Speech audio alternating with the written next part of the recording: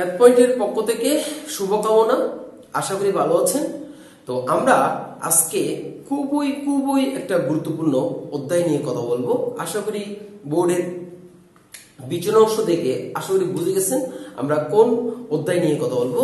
উচ্চতর গণিত দ্বিতীয় পত্র স্থিতিবিদ্যা খুবই একটা ইম্পর্টেন্ট টপিকস। যারা ইঞ্জিনিয়ারিং পড়তে যাবেন, যাদের ইঞ্জিনিয়ারিং অনেক বেশি বড় স্বপ্ন এবং যারা ম্যাথমেটিক্স নিয়ে অনার্স করার স্বপ্ন, তাদের আমি মনে করি স্থিতিবিদ্যা, গতিবিদ্যা অর্থাৎ বলবিদ্যা খুবই একটা ইম্পর্টেন্ট টপিকস। ঠিক আছে, তাহলে আমরা শুরু করি। সেটা হচ্ছে বলবিদ্যা। আমাদের এটা হচ্ছে এখন প্রথম পর্ব। তো অর্থাৎ মেকানিক্স বলবিদ্যা, অর্থাৎ বলবিদ্যা হচ্ছে যেখানে বল সম্পর্কিত জ্ঞান।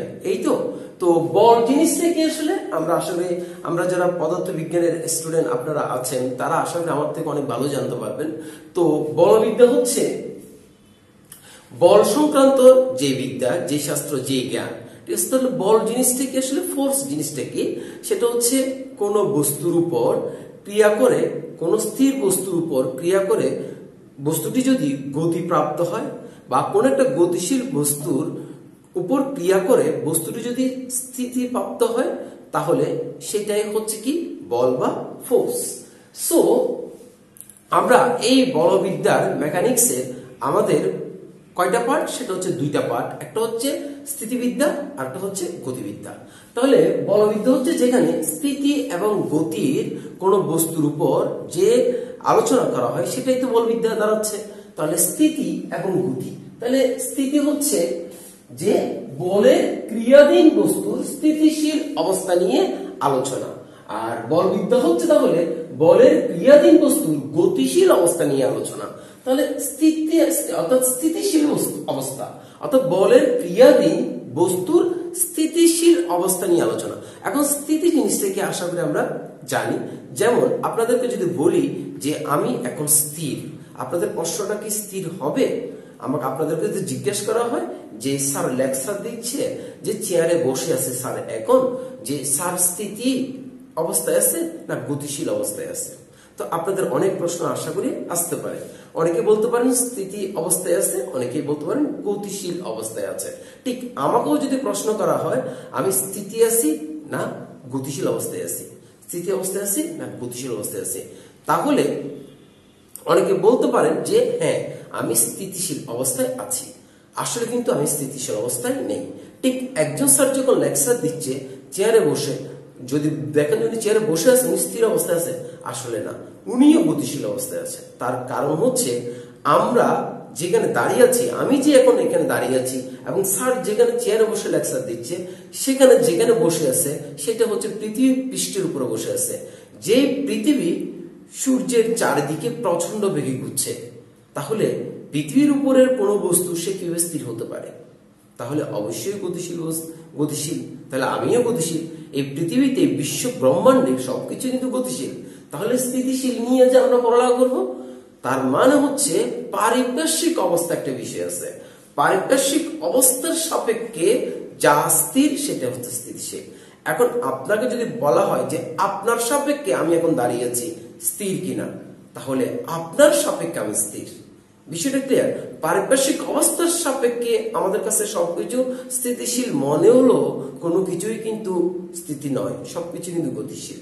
তাহলে স্থিতিশীল এবং গতিশীল হচ্ছে আমাদের আপেক্ষিক অবস্থা মাত্র। তাহলে আমরা এখানে যে স্থিতিশীল অবস্থা নিয়ে কথা বলতেছি সেটা হচ্ছে পারিপার্শ্বিক অবস্থা সম্পর্কে, যেটা আমার অবস্থার সাপেক্ষে বস্তুটা স্থির কিনা। ওকে, আশা করি আমরা বুঝতে পেরেছি। তো এখন আমি গতিশীল অর্থাৎ গতিবিদ্যা নিয়ে আমাদের আলোচ্য বিষয় আজকে নয়, আজকে আমাদের আলোচ্য বিষয় হচ্ছে স্থিতিবিদ্যা বা স্ট্যাটিক্স। সো তাহলে বলের ক্রিয়াধীন বস্তুর উপরে স্থিতিশীল অবস্থা পারিপার্শ্বিক অবস্থার সাপেক্ষে নিয়ে যে আলোচনা। তো এখানে আমরা যে আলোচনাগুলো করবো সেগুলো হচ্ছে প্রথম অবস্থায় সেটা হচ্ছে সমতলীয় বল জোট। কোন এক তলীয়ের উপরে বল, যে অনেক বল জোটের যে ক্রিয়া, সেই বিষয়গুলো নিয়ে আমরা আজকে কথা বলবো আর কি। সো এই সমতলীয় বল জোট অর্থাৎ স্থিতিবিদ্যাতে আমরা সমতলীয় বল জোট নিয়ে কথা বলবো। সেখানে সেই বলগুলো হবে কোন একটা সমবিন্দু বল একটা বিষয়, আর একটা হচ্ছে অসমবিন্দু বল। আমাদের ইন্টারেস্ট সিলেবাস ভুক্ত যেগুলো আছে সেগুলো হচ্ছে 8A, 8B এবং 8C। তো এখানে আমাদের যে আলোচনা হবে সেটা হচ্ছে সমবিন্দু বল আর একটা হচ্ছে অসমবিন্দু বল। প্রথমে আমাদের 8.8 এতে সমবিন্দু বল নিয়ে আলোচনা হবে। তাহলে সমবিন্দু বল বিষয়টা কি, আর আশা করি আমাদের ভেক্টরের যে নলেজ গুলো সেগুলো আশা করি আমাদের আছে, সেগুলো আমরা এখানে ব্যবহার করব। তাহলে সমবিন্দু বল বিষয়টি কিরকম? সমবিন্দু বল বলতে আমরা বুঝি সেটা হচ্ছে, মনে করেন আগে আসি, এটা কি জিনিস? এটা হচ্ছে একটা এফ একটা ভেক্টর দিলাম, সেটা হচ্ছে এফ ভেক্টর। যে এই এফ ভেক্টরের এখান থেকে এতটুকু আমি যদি এটাকে এ বি বলি, এ বি কে যদি আমি এফ ভেক্টর দ্বারা ডিনোট করি, তাহলে এটা হচ্ছে আদি বিন্দু আর এটা হচ্ছে প্রান্ত বিন্দু। আর এই ভেক্টরের ক্রিয়া বিন্দু কোনটা? আদি বিন্দু হচ্ছে ক্রিয়া বিন্দু। ওকে, তাহলে এই ভেক্টর বা এই বল, যেমন ধরেন এটা একটা বল আর আমি আরেকটা বল এখান থেকে নিচ্ছি, মনে করেন এটা আরেকটা বল, ঠিক আছে? এই একই আদি বিন্দু থেকে আরেকটা বল এখানে ক্রিয়া করতেছে, সেটা মনে করেন যে জি বল, ঠিক আছে? এই দুইটা বল একটা বিন্দুতে ক্রিয়ারত। এই যে একটা বিন্দুতে যেহেতু ক্রিয়ারত এই দুইটা বল, এটা হচ্ছে সমবিন্দু বল। এখানে অসংখ্য বল একটা বিন্দুতে, সমতলীয় জোটে একটা সমতলের মধ্যে অসংখ্য বিন্দু, অসংখ্য বল একটা বিন্দু থেকে কাজ করতে পারে, একটা বিন্দুতে ক্রিয়ারত হতে পারে, ঠিক আছে? ফলে ওই বস্তুটার অবস্থাটা কি হতে পারে, ঠিক আছে? এই বিষয় নিয়ে আমাদের আলোচনা। মনে করেন কোন একটা বস্তুর উপরে আপনি এইদিকে একটা বল ক্রিয়া করতেছে, এইদিকে একটা বল ক্রিয়া করতেছে, আবার এইদিকে একটা বল ক্রিয়া করতেছে। তাহলে এখানে যে তিনটা বল ক্রিয়া করতেছে তাদের ক্রিয়া বিন্দু কোথায়, ঠিক আছে? তিনটা বলের আদি বিন্দু হচ্ছে আমাদের ওখানে ক্রিয়া বিন্দু, এবং ক্রিয়া বিন্দু হচ্ছে একটা বিন্দু যেটা হচ্ছে সমবিন্দু। এই হচ্ছে সমবিন্দু বল নিয়ে আমাদের প্রথমে আলোচনা হবে, যেখানে বলের সামান্তরিক সূত্র বা লম্বাংশের উপপাদ্য, তারপর সামান্তরিক সূত্র, লম্বাংশের উপপাদ্য, তারপর হচ্ছে আপনার 8b তে গিয়ে সাম্য অবস্থায় বলের ত্রিভুজ সূত্র, বল ত্রিভুজ সূত্র যে সাম্য অবস্থা। আমরা এখানে বলগুলো বিভিন্ন ভাবে কাজ করি, যেমন ধরেন এখানে যে বলটা কাজ করতেছে সেটা হচ্ছে একটা বস্তুর একটা বিন্দুতে কাজ করতেছে, তাহলে আমরা কিসে আছি? সমবিন্দু বল। তাহলে সমবিন্দু বলে এখানে অনেক বল কি করতে পারে? কাজ করতে পারে, অনেক বল ক্রিয়ারত হতে পারে। এগুলো হচ্ছে সমতলীয় বল জোট। সো আমরা প্রাথমিক অবস্থায় যেটা আলোচনা করব সেটা হচ্ছে বলের সামান্তরিক সূত্রের মধ্যে আমরা প্রাইমারি অবস্থায় দুইটা বল কিভাবে ক্রিয়া করে, তার লব্ধি কিরকম, এই বিষয়গুলো নিয়ে আমরা কথা বলবো আর কি। তাছাড়া বলের সামান্তরিক সূত্র আমরা আগে পড়েছি, আশা করি সবাই জানেন। বলের সামান্তরিক সূত্র হচ্ছে যে কোনো সমান্তরিকের দুইটি বল সন্নিহিত দুইটি বাহু দ্বারা যদি, কোন সামান্তরিকের দুইটা বাহু দ্বারা যদি, সন্নিহিত দুইটি বাহু দ্বারা যদি দুইটি বল ক্রিয়া করে, তাহলে ওই সামান্তরিকের রেখা দুইটির ছেদ বিন্দুগামী কর্ণ দ্বারা বল দ্বয়ের মান ও দিক সূচিত হবে। সেই বিষয় নিয়ে আমরা এই দুইটা বলের ক্ষেত্রে সেটা আলোচনা করব। আর অসমবিন্দু বল কোনটা? অসমবিন্দু বল হচ্ছে, অসমবিন্দু বল সেটা হচ্ছে, মনে করেন এটা একটা বস্তু বা এটা একটা যে কোনো একটা পদার্থ, মনে করেন একটা কাঠ, সেটার উপরে আমি এখান থেকে এই বিন্দু থেকে এই দিকে একটা বল কাজ করতেছে, আবার এই দিক থেকে আরেকটা বল কাজ করতেছে। দেখেন এখানে কিন্তু বিন্দু দুইটা কিন্তু দুই জায়গায়, ঠিক আছে? ক্রিয়া বিন্দু কিন্তু দুইটা দুই জায়গায়, দুইটা কিন্তু এক জায়গায় না। তাহলে দুইটা যে দুই জায়গায়, এটা হচ্ছে অসমবিন্দু বল, ঠিক আছে? অসমবিন্দু বল। তো এই অসমবিন্দু বলের মধ্যে আমরা পাবো যে সমান্তরাল বল, ঠিক আছে? সদৃশ সমান্তরাল বল, আবার দেখা যাচ্ছে যে অসদৃশ অসমান্তরাল বল, ঠিক আছে? অসদৃশ অসমান্তরাল বল, বল দ্বন্দ্বের ভ্রামক, এই বিষয়গুলো নিয়ে আমরা একটা একটা করে কাজ করবো আর কি। তো এখন আমরা প্রথম শুরুতে যেটা আলোচনা করব সেটা হচ্ছে বলের সামান্তরিক সূত্র। দুইটা বল একটা বিন্দুতে ক্রিয়া করলে তাদের লব্ধি এবং তাদের মান এবং দিক কে বের করা হয় সেটা আমরা দেখব। এরপরে দেখব লম্বাংশের উপপাদ্য, এরপরে 8b তে গিয়ে আমরা দেখব সমঅবস্থায় বলের ত্রিভুজ সূত্র, ত্রিভুজ সূত্রের বিপরীত উপপাদ্য, লামির উপপাদ্য। তো এগুলো সবগুলো বিষয় নিয়ে আমাদের আলোচনা হবে। সো আগে আমরা দেখব একটা বিন্দুতে দুইটা বল ক্রিয়া করলে তার মান ও দিক, ঠিক আছে। সো এতগুলো কথা যেগুলো বলবিদ্যা নিয়ে কথা হচ্ছে, সেই বলবিদ্যার জনক নিয়ে যদি একটু কথা না বলি তাহলে কেমন লাগে? সেই বলবিদ্যার জনক হচ্ছে, আপনারা যারা পদার্থবিজ্ঞান পড়েছেন আশা করি আপনারা জেনেছেন যে সেই বলবিদ্যা অর্থাৎ পদার্থবিজ্ঞানের জনক হচ্ছে কিন্তু এই স্যার আইজাক নিউটন। যদিও এর আগেও কিন্তু আমাদের অনেকের নাম কিন্তু উল্লেখযোগ্য হতে পারে, যেমন হিপোক্রাস, টলেমি, আর্কিমিডিস, এরকম অনেকের নাম কিন্তু উল্লেখ করা যেতে পারে, বার্নার্স লি, ঠিক আছে, আর অনেকের নাম কিন্তু আমরা উল্লেখ করতে পারি, ঠিক আছে। তবে স্যার আইজাক নিউটনকে বলবিদ্যার জনক বলা হয় আর কি। তাহলে সেই সামান্তরিক সূত্রটা আমরা প্রতিপাদন করব আর কি এখন। তো সেটাকে আমরা এইভাবে লিখতে পারি যে পরস্পর আলফা কোণে ক্রিয়াশীল দুইটি বলের লব্ধির মান ও দিক নির্ণয় করব। তো সামান্তরিক সূত্র আমরা যেটা বলেছিলাম যে দুইটা বল যদি সামান্তরিকের দুইটি সন্নিহিত বাহু দ্বারা মানে ও দিকে নির্দেশিত হয়, ওই সন্নিহিত বাহুর ছেদ বিন্দুতে সামান্তরিকের ছেদ বিন্দুগামী কর্ণ দ্বারা কি হবে? লব্ধির মান ও দিক সূচিত হবে। তো সেটাই আমরা দেখবো আজকে, যে পরস্পর আলফা কোণে আমি দুইটা বলের মান ও দিকে সূচিত করতেছে। মনে করেন একটা পি বল, এটা এই ও এ দ্বারা সূচিত করতেছি, ও এ বরাবর পি বলের মান এবং ও এ বরাবর পি বলের দিক, এবং এইদিকে আরেকটা বল নিচ্ছি সেটা হচ্ছে কিউ, সেটা হচ্ছে ও এ, আমি এটা ধরে নিচ্ছি বি এবং এটা হচ্ছে সি।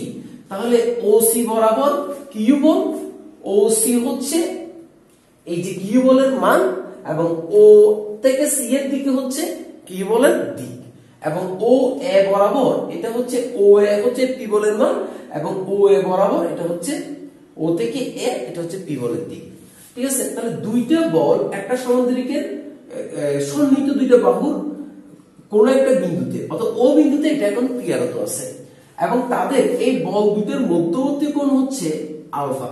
ওকে, সো তাহলে বল দুটোর মধ্যবর্তী কোণ যদি আলফা হয়, তাহলে তাদের লব্ধি, যদি এটা সমান্তরিকের দুইটা সন্নিহিত অবদান নির্দেশ করতেছে, তাহলে তাদের লব্ধি হবে তাদের কর্ণ বরাবর, এই হচ্ছে লব্ধি। তাই লব্ধি যে কর্ণ বরাবর হবে তার মানটা আজকে আমরা বের করব এবং দিকটা বের করব। তো দিক যদি আমাকে বের করতে হয়, কোন একটা রেফারেন্স লাইন আমাকে, কোন একটা রেফারেন্স বল আমাকে নিতে হবে, সেটা হচ্ছে আনুভূমিক ও এর দিকে সে কত ডিগ্রি কোণ করছে, ধরে নিচ্ছি সেটা থিটা কোণ তৈরি করছে।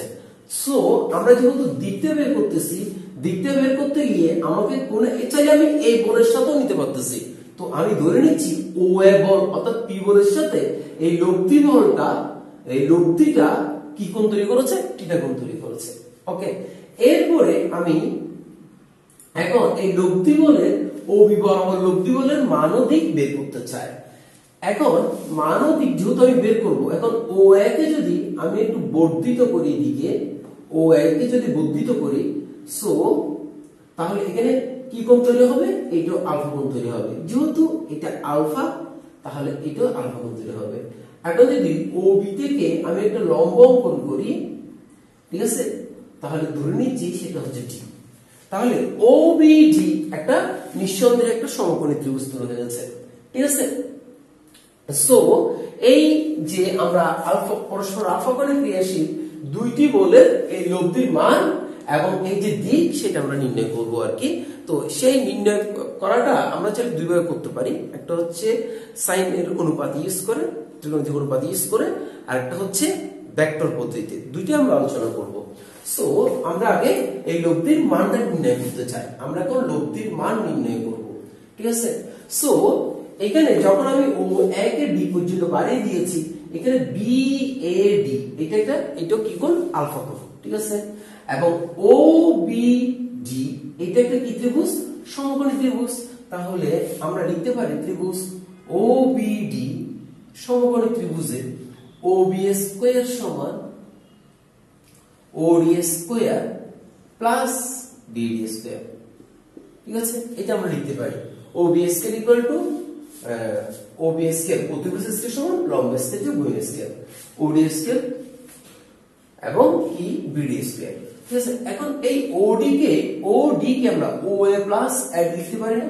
তাহলে ও এ প্লাস এডি এটা আমরা লিখতে পারি, তাহলে এইটার উপর কি আছে আবার square, so BD square. So এটা যদি আমরা স্কয়ার ভেঙে ফেলি তাহলে O square plus 2 into O into AD plus AD square plus BD square. So এখানে দাঁড়াচ্ছে আমার কাছে O square plus 2 into O into AD plus এখানে AD square plus BD square. এখানে আরেকটা ত্রিভুজ তৈরি হয়ে গেছে আমার কাছে, ত্রিভুজ এবিডি। এইটাও একটা সমকোণী ত্রিভুজ তৈরি হয়ে যাচ্ছে না, এবিডি, ঠিক আছে, যার বিএডি অ্যাঙ্গেল হচ্ছে কত, আলফা। তাহলে ত্রিভুজ এবিডি সমকোণী ত্রিভুজে বিএডি কোণ হচ্ছে কি কোণ, আলফা কোণ, ঠিক আছে। আর ও থেকে সি যেহেতু এটা কিউ বল, সমান্তরিকের বিপরীত বাহু দ্বারা একই ভেক্টরের মানও দিক সূচিত হবে একই বাহু দ্বারা, সেটা হচ্ছে এটাকে আমরা এবি কে আমরা কিউ বল দিতে পারি, ঠিক আছে। তাহলে বিএডি কোণ হচ্ছে আলফা কোণ। তাহলে এবিডি আবার সমকোণী ত্রিভুজের মধ্যে আমি যদি এখানে cos আলফা নিই তাহলে দেখেন তো cos থিটা সমান cos আলফা সমান আমরা কি লিখতে পারি, ভূমি ভাই অতিভুজ। অতিভুজ হচ্ছে কি এবি। তাহলে এখান থেকে আমরা লিখতে পারি AB cos alpha equal to AD. So AB হচ্ছে কিউ আর cos alpha equal to AD. So AD মানটা আমরা কিউ মাধ্যমে বের করছি, কিউ cos এ, ঠিক আছে। এখন আসি, তাহলে cos এ হচ্ছে আমাদের কাছে কি আলফা, কিউ cos আলফা, এই আলফা কোণের মাধ্যমে আমরা রূপান্তর করছি। কি লাভ, এখানে আমরা এডি তে ব্যবহার করতে পারবো। এখন আসি, তাহলে এই এডি স্কয়ার, এই এডি স্কয়ার প্লাস বিডি স্কয়ার, তাহলে ত্রিভুজ এবিডি এটাও একটা সমকোণী ত্রিভুজ, যেটা আমি এখানে লম্ব অঙ্কন করেছি। তাহলে এবিডি একটা সমকোণী ত্রিভুজ, ওবিডি ও একটা সমকোণী ত্রিভুজ। তাহলে এবিডি সমকোণী ত্রিভুজে এই যে এবি অতিভুজ স্কয়ার সমান লম্ব স্কয়ার যোগ মিউ স্কয়ার, তাহলে এখানে আমি লিখতে পারি না অতিভুজ স্কয়ার এবি স্কয়ার। তাহলে এখন দাঁড়াচ্ছে কি, এই যে ও এ কে আমরা এই যে ও স্কয়ার, ও এ কে আমরা কি দ্বারা সূচিত করছি, পি। তাহলে পি স্কয়ার প্লাস 2 ইনটু ও এ কে আমরা পি দ্বারা সূচিত করছি এডি। এডি এই যে এডি, এই এডি সমান আমরা কি পেয়েছি, কিউ cos আলফা। তাহলে কিউ cos আলফা লিখলাম প্লাস এবি। এবি কোথায়, এই হচ্ছে এবি। এবি কে আমরা কি এবি জন্য আমরা কি লিখতে পারি, কি স্কয়ার। তাহলে আমরা কি পেয়ে গেছি, ওবি স্কয়ার। এটা হচ্ছে ওবি স্কয়ার এর ভ্যালু। তাহলে ওবি কে আমরা কি দ্বারা সূচিত করছি, আর স্কয়ার। তাহলে আমরা দেখতে পাচ্ছি R equal to root over P square plus 2 P Q cos alpha plus Q square. এই হচ্ছে লব্ধির মান। পি বল কত বল, আর বল কিউ বল কত বল, সেইটার মান বসাই দিব। আলফা কোণটা যদি আমরা জানতে পারি তাহলে আমরা লব্ধি মান বের করে ফেলতে পারবো। আশা করি আমরা বুঝছি যে লব্ধি যদি পি এত নিউটন, কিউ এত নিউটন বল, তাদের মধ্যবর্তী কোণ যদি এত হয় আমাদের ছোট এমসিকিউ, তাহলে আমরা লব্ধির মানটা আশা করি নির্ণয় করতে পারবো। এখন আমরা চলে যাব লব্ধির দিক। সো তাহলে আমরা কি নির্ণয় করব, সেই লব্ধির দিক নির্ণয় করব। তো লব্ধির দিকটা আমরা কার সাথে নির্ণয় করব, যেটা রেফারেন্স হিসেবে আমি অর্থাৎ যার সাপেক্ষে নিয়েছি সেটা হচ্ছে পি বল ও এর সাথে সেটা কি কোণ তৈরি করেছে, থিটা কোণ তৈরি করেছে। সেটা চাইলে এখান থেকেও নিতে পারতাম। তো যাই হোক, সেটা হচ্ছে এখন ও এর সাথে কি কোণ তৈরি করেছে, থিটা কোণ। এই থিটা কোণের মানটা আমাকে বের করতে হবে। সো আমাকে থিটা কোণের মানটা বের করতে হলে অর্থাৎ আমি কোণ নির্ণয় করতেছি, অর্থাৎ এখন আমরা দিক নির্ণয় করব, সেটা হচ্ছে দিক। এখন বারবার আমরা দিক নির্ণয় করার সময় কি ইউজ করে আসছি, ত্রিকোণমিতিক অনুপাতের মধ্যে tan থিটাকে আমরা ইউজ করে আসছি। স্লোপ নির্ণয় করেছি, ঠিক আছে, সেখানেও আমরা দিক নির্ণয় করেছি। তারপর হচ্ছে মডুলাস এবং আর্গুমেন্ট নির্ণয় করতেও কিন্তু আমরা সেখানেও দিক নির্ণয় করেছি, সেখানেও আমরা tan থিটা ইউজ করেছি। তো এখানেও আমরা tan থিটা ইউজ করব, ঠিক আছে। তো tan থিটা কেন বারবার ইউজ করি, সেটার কিন্তু কারণ আছে, ঠিক আছে। সো tan থিটার মাধ্যমে আমরা কি নির্ণয় করতে পারি, কোণ বা দিকটা পরিপূর্ণভাবে নির্ণয় করতে পারি। সেটা হচ্ছে tan থিটা ইউজ করার পিছনে কারণ হচ্ছে যে tan এবং cot এর রেঞ্জ কিন্তু কি রিয়েল নাম্বার, ঠিক আছে। tan থিটা এবং cot থিটা এবং অন্য কোন অনুপাতের রেঞ্জ কিন্তু রিয়েল নাম্বার না, প্লাস ইনফিনিটি থেকে মাইনাস ইনফিনিটি না, ঠিক আছে। তো তার জন্য আমরা কি ইউজ করি, tan থিটা ইউজ করি আর কি। So tan। তো tan θ ইউজ করব কোন সমকোণী ত্রিভুজের জন্য? OBD এই সমকোণী ত্রিভুজের জন্য। তাহলে ত্রিভুজ OBD এই সমকোণী ত্রিভুজে OBD এই সমকোণী ত্রিভুজে আমরা tan θ ইউজ করতে চাই। তো tan θ আমরা পারপেন্ডিকুলার বাই বেস, ঠিক আছে? তো BD, তাহলে tan θ tan BOD এই অ্যাঙ্গেলটাই চাচ্ছি। তাহলে tan θ লম্ব হচ্ছে BD আর লম্ব বাই ত্রিভুজ নাকি লম্ব বাই ভূমি? লম্ব বাই ভূমি। তাহলে tan θ হচ্ছে লম্ব বাই BD বাই OD, এই হচ্ছে ভূমি। সো এখন BD, তো BD আবার ABD ত্রিভুজের আলফার মাধ্যমে প্রকাশ করতে চাই, যেটা AD কে এখানে করেছি, ঠিক আছে? তাহলে আমরা এখন BD চাচ্ছি, BD, তাহলে BD বাই AB, ঠিক আছে? তাহলে BD বাই AB লম্ব বাই অতিভুজ ABD ত্রিভুজের বেলায় ABD এই ত্রিভুজের বেলায় ABD ত্রিভুজের জন্য আমরা এখানে লিখতে পারি যে BD লম্ব বাই অতিভুজ আলফা কোণের সাপেক্ষে। তাহলে আমরা লিখতে পারি না sin আলফা। তাহলে BD সমান দাঁড়াচ্ছে কি? AB sin alpha, AB sin alpha. তাহলে আমরা এখানে BD এর জায়গায় লিখতে পারি না যে AB sin আলফা, ঠিক আছে? দেন OD কে আমরা লিখতে পারি OA প্লাস AD, ঠিক আছে? তাহলে OA প্লাস AD কে আমরা আবার এখানে কি লিখতে পারি? OA প্লাস AD কে আমরা লিখতে পারি OA মানে হচ্ছে P প্লাস AD সমান আমাদের কাছে কি আসছে? Q cos alpha. আর AB sin আলফা, AB হচ্ছে আমাদের কাছে Q sin আলফা। এ হচ্ছে আমার দিক, tan θ Q sin alpha divide by P plus Q cos alpha. তো এখানে একটা বিষয়, যার সাথে লব্ধি বলটা যে বলের সাথে কোণ তৈরি করেছে সে বলটা কিন্তু আমরা একা রেখেছি, এটা মনে রাখতে হবে, ঠিক আছে? আর অন্য বলের sin আলফা ডিভাইডেড বাই একা বলটা প্লাস Q cos আলফা। যার সাথে লব্ধি, এটা মনে রাখবেন, যার সাথে লব্ধি সে একা থাকে, যার সাথে লব্ধি সে একা থাকে। তাহলে tan θ যদি এত হয় তাহলে আমরা লিখতে পারি θ tan inverse Q sin alpha divided by P plus Q cos alpha. এভাবে করে আমরা লব্ধির দিক নির্ণয় করব। এখন আমাদেরকে যদি এইভাবে বলে দেয় যে ও বিন্দুতে একটা m বল ক্রিয়াশীল আর একটা n বল ক্রিয়াশীল, ঠিক আছে? ও বিন্দু থেকে, এবং তাদের লব্ধি হচ্ছে এখানে W বল, ঠিক আছে? লব্ধি বল W, যেটা n বলের সাথে বিটা কোণ তৈরি করেছে, ঠিক আছে? n বলের সাথে বিটা কোণ তৈরি করেছে, আর দুইটা বলের অন্তর্ভুক্ত কোণ, তাদের মধ্যবর্তী অন্তর্ভুক্ত কোণ বলেছে আমাকে গামা।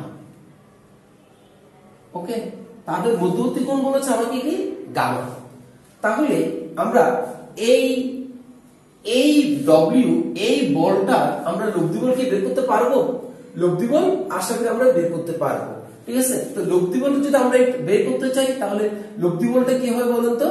লব্ধি বলটা হবে এখানে W সমান হবে √/p²। p মানে হচ্ছে আমাদের কাছে m² প্লাস q² হচ্ছে আমাদের n²। আচ্ছা, এটা পরে লিখি 2 × m × n cos gamma plus n²। আশা করি আমরা এই হচ্ছে মানটা নির্ণয় করতে পারবো, ঠিক আছে? এখন যদি আমাকে এই W বলের দিক নির্ণয় করতে হলে তাহলে আমরা কি নির্ণয় করব? tan θ যার সাথে লব্ধি এখন কার সাথে? n এর সাথে, n টা একা থাকবে, প্লাস এরপর হচ্ছে m অপর বলের cos আলফা, অপর বলের sin আলফা, ঠিক আছে? তাহলে আশা করি এরকম করে যদি কোনো বিন্দুতে দুইটা বল, ঠিক আছে, এটা কিভাবে আমরা এখানে অ্যাপ্লাই করব সেটা দেখছি। যে কোনো বিন্দুতে যদি দুইটা বল ক্লিয়ার হতে থাকে, তাহলে ওই বিন্দুর লব্ধির মান আমরা নির্ণয় করতে পারবো এবং ওই বিন্দুতে লব্ধির দিক আমরা নির্ণয় করতে পারবো, যদি এটা আমরা বুঝতে পারি আর কি।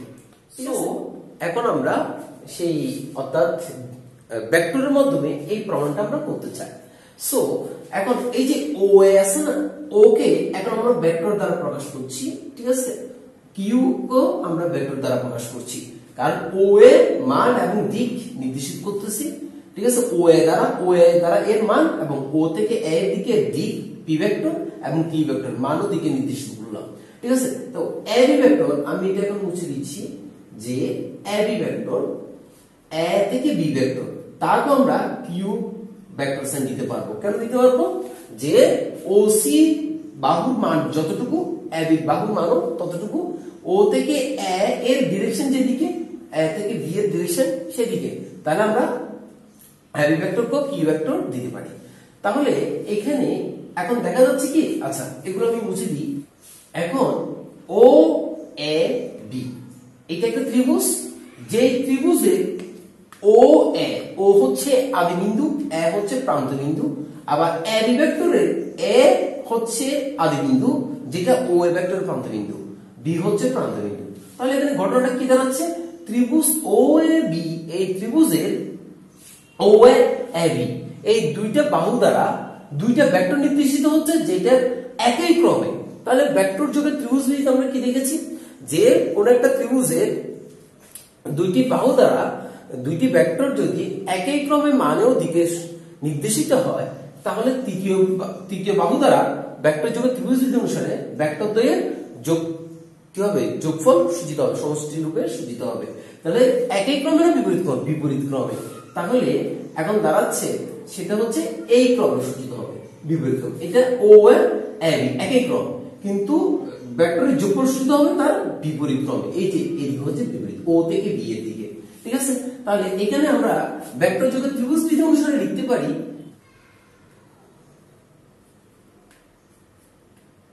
ও B vector O A vector plus A B vector, এটা আমরা লিখতে পারি, ঠিক আছে।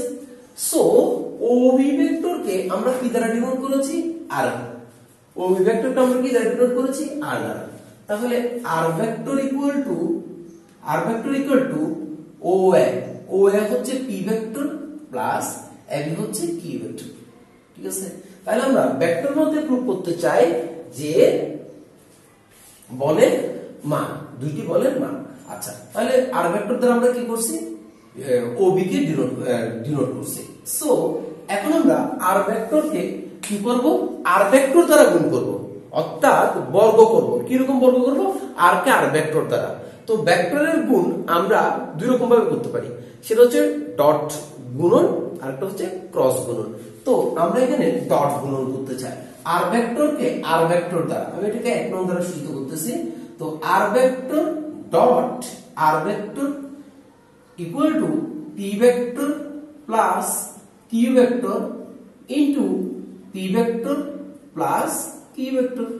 কি করলাম, আর ভেক্টরকে আর ভেক্টর দ্বারা মাল্টিপ্লিকেশন করলাম। কি মাল্টিপ্লিকেশন করলাম, ডট মাল্টিপ্লিকেশন করলাম, ডট গুণন করলাম। সো এখন আর ভেক্টরকে যদি আমি আর ভেক্টর দ্বারা গুণ করি, তাহলে দুইটা ভেক্টরের গুণফল সমান, আমরা কি জানি, দুইটা ভেক্টরের গুণফল সমান জানি যে ওই দুইটা ভেক্টরের স্কেলার মান ইনটু cos ওই ভেক্টর দুইটার মধ্যবর্তী কোণ।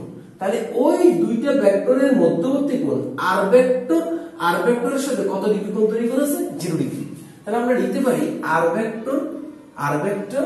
আর ভেক্টরের মান এবং কি cos 0 ইকুয়াল টু, এবার দুইটা যদি আমি মাল্টিপ্লিকেশন করি তাহলে p vector into p vector, আবার যদি এটা করি p vector dot q vector, আবার যদি এটা মাল্টিপ্লিকেশন করি p vector dot q vector এবং q vector dot q vector.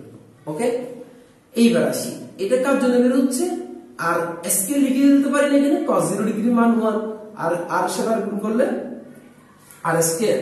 So এখানে p ভেক্টরের সাথে p ভেক্টরের মাল্টিপ্লিকেশন হবে, আচ্ছা ডট গুণন হবে। তাহলে পি ভেক্টরের সাথে পি ভেক্টর একইভাবে P vector dot P vector, তাহলে পি ভেক্টরের ভেক্টর দুইটার মান এবং তাদের মধ্যবর্তী অ্যাঙ্গেল।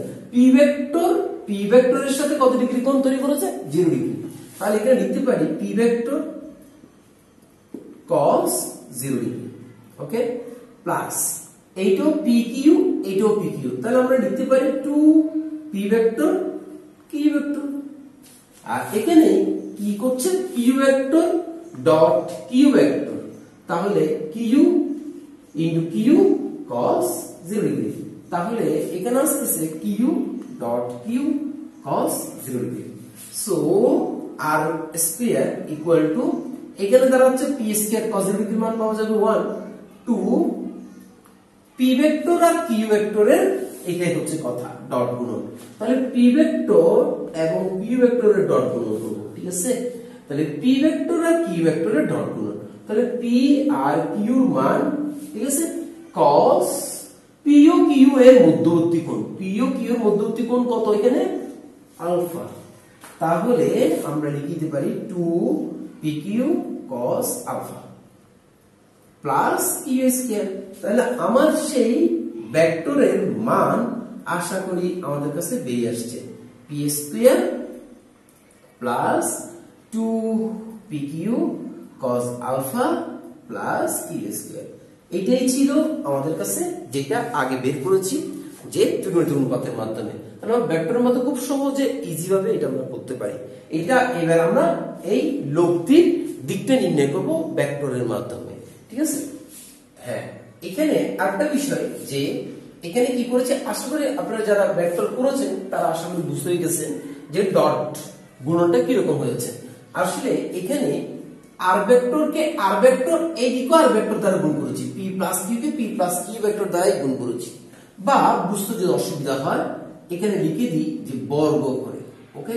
তো বর্গটা কি করছি? ডট ডট গুণন, ঠিক আছে?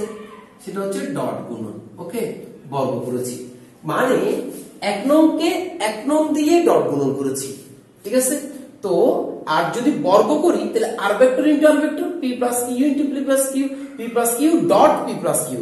আমরা ভেক্টরের গুণন করতেছি, এই ভেক্টরকে এই ভেক্টর দ্বারাই গুণ করতেছি, অর্থাৎ লেফট সাইডে যা আছে সেটা দিয়ে, রাইট সাইডে যা আছে সেটা দিয়ে, বা বর্গ করে। বর্গ করা মানে হচ্ছে সেটা দিয়ে গুণ করা, ঠিক আছে? কিন্তু গুণটা কিরকম করলাম? ডট গুণন করলাম, এই ভেক্টর আরেক ভেক্টর ডট গুণন।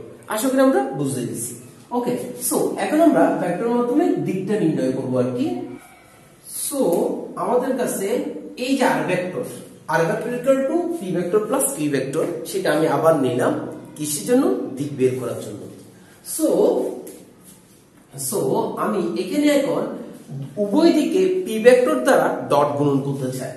So R vector dot P vector equal to P vector dot P vector plus Q vector. এখন আর ভেক্টরের সাথে পি ভেক্টর যদি গুণ হয় ডট গুণ, তাহলে পি ভেক্টরের সাথে আর ভেক্টরের ডট গুণ, ঠিক আছে? তো পি ভেক্টরের সাথে আর ভেক্টরের ডট গুণ হলে পি আর, ঠিক আছে? এবং পি এবং আর এর সাথে তাহলে কত ডিগ্রি কোণ করে আছে এখানে? পি এবং আর এর সাথে থিটা, তাহলে পি আর ডট গুণ হলে cos থিটা। তাহলে এখানে আমরা লিখতে পারি P R cos theta equal to P ভেক্টরের সাথে পি ভেক্টর ডট গুণন হলে পি ভেক্টর ডট গুণন plus P vector dot Q vector. এখন পি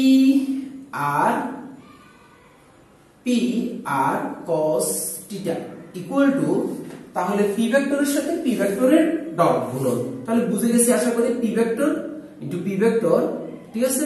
পি ভেক্টর আর পি ভেক্টরের স্কেলার মান, তারপর হচ্ছে cos 0 ডিগ্রি প্লাস পি এবং কিউ তাদের মধ্যবর্তী অ্যাঙ্গেল কত? cos alpha. তাহলে এখান থেকে দাঁড়াচ্ছে এখানে cos 0 ডিগ্রির মান হচ্ছে 1, তাহলে P R cos theta equal to P square plus P Q cos alpha. তো এখান থেকে যদি উভয় দিক থেকে পি চলে যায় তাহলে তাকে R cos theta equal to P plus Q cos alpha. তাহলে এটাকে আমরা এক নং ইকুয়েশন দিচ্ছি, সরি এখন আমরা 2 ইকুয়েশন দিচ্ছি। এখন কি করেছি আমি পি ভেক্টর দ্বারা এখানে উভয় পক্ষে ডট গুণন করেছি। কি করেছি? পি ভেক্টর দ্বারা ডট গুণন, পি ভেক্টর দ্বারা ডট গুণন করেছি। ওকে, এখন আমি এই এক নংকে এই এক নং এর উভয় পক্ষে পি ভেক্টর দ্বারা ক্রস গুণন করব, পি ভেক্টর দ্বারা ক্রস গুণন। জাস্ট একবার ডট গুণন করবো, একবার ক্রস গুণন করছি। কাকে? এক নংকে। তাহলে R vector equal to P vector plus Q vector. এটাকে আমি পি ভেক্টর দ্বারা ক্রস গুণন করতে চাই। P vector cross R vector equal to P vector cross P vector plus Q vector. আশা করি আমরা বুঝতে পেরেছি। সো এখন আমরা পি ভেক্টরের সাথে আর ভেক্টরের ক্রস গুণন করব। এতক্ষণ আমরা করেছি ডট গুণন। তাহলে আর ভেক্টরে যদি ক্রস গুণন করি তাহলে আমরা জেনে আসছি যে পি এবং আর এর স্কেলার মান এবং সাইন পি এবং আর এর অ্যাঙ্গেল, পি এবং আর এর অ্যাঙ্গেল হচ্ছে এখানে থিটা আর আরেকটা কি হবে ইটা, একক ভেক্টর। ওকে, তাহলে আমরা এটা লিখতে পারি পি আর সাইন থিটা ইটা একক ভেক্টর ইকুয়াল টু, এখানে যদি আমি এখন মাল্টিপ্লিকেশন করি P vector cross P vector plus P vector cross Q vector. আশা করি আমরা এতটুকু ক্লিয়ার আছি। ওকে, এখন আমি যে কাজটা করতে চাচ্ছি সেটা হচ্ছে পি আর সাইন থিটা। তাহলে পি আর সাইন থিটা আরটা হচ্ছে একক vector eta equal to P ভেক্টরের সাথে পি ভেক্টরের ক্রস মাল্টিপ্লিকেশন। তাহলে পি ভেক্টরের সাথে পি ভেক্টরের ক্রস গুণন। তাহলে পি ভেক্টরের সাথে পি ভেক্টর, তাহলে পি দুইটা স্কেলার মান, দেন দুইটা ভেক্টর স্কেলার মান, দেন sin 0 দেন ইটা। ঠিক আছে, সো এখানে এই পি ভেক্টর আর পি ভেক্টরের জন্য আমি এখানে লিখে দিই, যেহেতু এখানে এর মান কত আসছে sin 0, তাহলে sin 0 এর মান কত 0। তাহলে এখানে কি চলে আসবে? এখানে 0 চলে আসবে না? পি ভেক্টরের সাথে পি ভেক্টরের ক্রস গুণনে কি আসছে 0, তাহলে আমি 0 বসাই দিই plus plus P vector cross Q vector. তাহলে পি ভেক্টর আর কিউ ভেক্টরের ক্রস, তাহলে পি কিউ সাইন পি এবং কিউ এর মধ্যবর্তী কোণ হচ্ছে আলফা ইটা একক ইটা। তাহলে eta vector P Q sine alpha eta vector. Okay, তাহলে আশা করি আমরা এতটুকু বুঝতে পেরেছি। এই লাইন থেকে লাইন কেমনে আসছে? P vector cross P vector সমান আসছে কত 0। আচ্ছা, এখন আমাদের কাছে আমরা লিখতে পারি P R vector P R sine theta eta equal to P Q sine alpha eta vector ওতে একক ভেক্টর। তাহলে এখানে দুইটা ভেক্টর কি হয়ে গেছে? সমান হয়ে গেছে। দুইটা ভেক্টর যদি সমান হয়, এরা মানেও সমান, এরা দিকেও সমান, তাহলে এরা মানেও সমান। তাহলে আমরা লিখতে পারি পি আর, আমি মান নিচ্ছি sine theta equal to P Q sine alpha. তাহলে এখান থেকে পাচ্ছি পি পি যদি কাটা যায় R sine theta equal to Q sine alpha. তাহলে এটা আমি 3 নম্বর ইকুয়েশন দিচ্ছি। এখন দেখেন তো 3 কে যদি আমি 2 দ্বারা ভাগ দিই, 3/2, 3 কে যদি আমি 2 দ্বারা ভাগ দিই তাহলে দেখেন তো R sine theta divided by এই যে R cos theta equal to Q sine alpha divided by P plus Q cos alpha. আশা করি বুঝতে পেরেছি। তাহলে আর আর যদি কাটা যায় আমার কাছে tan থিটা চলে আসবে। সো আমরা লিখতে পারি tan theta equal to R R কাটা যাবে sin theta by cos theta equal to tan theta. tan theta equal to q sin alpha divided by P plus Q cos alpha. Okay, তাহলে যা আমরা ত্রিকোণমিতিক অনুপাতের মাধ্যমে বের করেছি পিথাগোরাসের মাধ্যমে, সেটা আমরা এখন ভেক্টরের মাধ্যমে খুব ইজি ভাবেও আমরা বের করতে পারি। তো theta equal to tan inverse Q sin α by P plus Q cos alpha. Okay, so এই প্রমাণটা কিন্তু পরীক্ষায় অনেকবার আসছে এবং আসে।